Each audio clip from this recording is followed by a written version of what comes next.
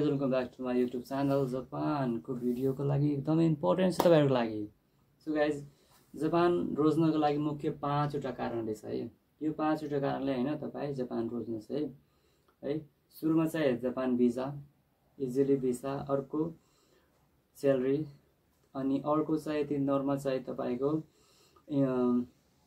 Safe country, 4 नम्बरको छ तपाईँको जब पढाइसकेपछि जब पाउनु, र 5 नम्बरको छ पिआर है। यही 5वटा कारणले तपाईँ चाहिँ जापान रोज्नुहोस्। अब म यसको फुल डिटेल्समा तपाईँले भन्नेछु।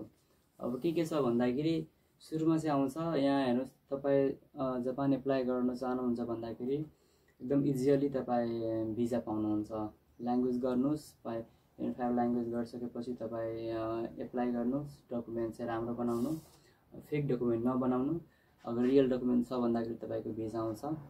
अर्को चाहिँ तपाईँ जापान आइसकेपछि तपाईँको 28 घन्टा काम गर्न पाउनुहुन्छ, र जुन काम पाउँछ र त्यो 28 घन्टा काम पाएर तपाईँ इजिली मजाले आफ्नो इन्कम खर्चहरू र स्कुल फीहरू जति छ त्यो सबै तपाईँ मेन्टेन गर्न सक्नुहुन्छ। अनि तर चाहिँ घर पैसा पठाउनुहुन्छ त्यसमा म भन्दिनँ, किनभने यसमा चाहिँ के हो, आफूले ह्यान्ड क्यास गरिसकेपछि मात्रै घर चाहिँ पैसा पठाउनु मिल्ने रहेछ। त्यस्तो मात्रै नभए तपाईँले मिल्दैन, किनभने मैले 28 घन्टाको कुरा मात्रै गरेँ हो। जुन एउटा काम गरिसकेपछि तपाईँले सबै मेन्टेन गर्न सक्नुहुन्छ, आफ्नो इन्कम खर्चदेखि रुम स्कुलसम्मको फीसम्मको है। अनि अर्को तेस्रो नम्बरमा आउँछ तपाईँको यहाँ जापान सेफ कन्ट्रीमा नि आउँछ है। विश्वमा एकदमै सेफ कन्ट्रीमा नि आउँछ जापान, जुन यहाँ चाहिँ अरू कन्ट्रीहरू जस्तो रेप हुनु अथवा राति रातिमा अब निस्क्यो भने केटीहरू निस्क्यो, केटा पनि हो आजभोलिको छ कि डर छ है। तर खास गरी केटीहरू छ नि त, राति निस्क्यो भने उसलाई किडन्याप गर्नु, रेप गर्नु, के हुनु अरू देशहरूमा छ जस्तो मैले सुनिरहेको छु है। त्यस्तो चाहिँ जापानमा चाहिँ हुँदैन। जापानमा तपाईँ मलाई नै अब काम गर्दाखेरि आएर हुन्छु म 4:30 बजी 1 बजीतिर होइन। केटीहरू त्यसै बाटोमा काम, बाटोमा भन्दाखेरि त्यही अलि हुन्छ नि, गाउँको बाटो ओलीभित्र बाटोमा आउँछ होइन। एक्लै बसिरहेको हुन्छ, मोबाइल चलाइरहेको हुन्छ गाडीको, अथवा अब के आफ्नो पर्सनल काम हुन्छ उनीहरूलाई बसिरहेको हुन्छ होइन। केही फरक पर्दैन, उनीहरू डर छैन है। त्यस्तै यता पनि छ। जापानको चाहिँ यही हो एउटा। अनि अर्को चाहिँ तपाईँ चाहिँ पढाइसकेपछि तपाईँ चाहिँ राम्रो जब पाउनुहुन्छ। पढाइसकेपछि एउटा राम्रो जब, राम्रै पैसा आउँछ, इन्कम हुन्छ है। अनि यताको कल्चर्स अनि राम्रो छ। र यसमा चाहिँ के आउँछ भन्दाखेरि अर्को के थप्न चाहन्छु यसमा कि तपाईँ जापान आइसकेपछि मान्छेले रेस्पेक्ट गर्न सिक्छ कि।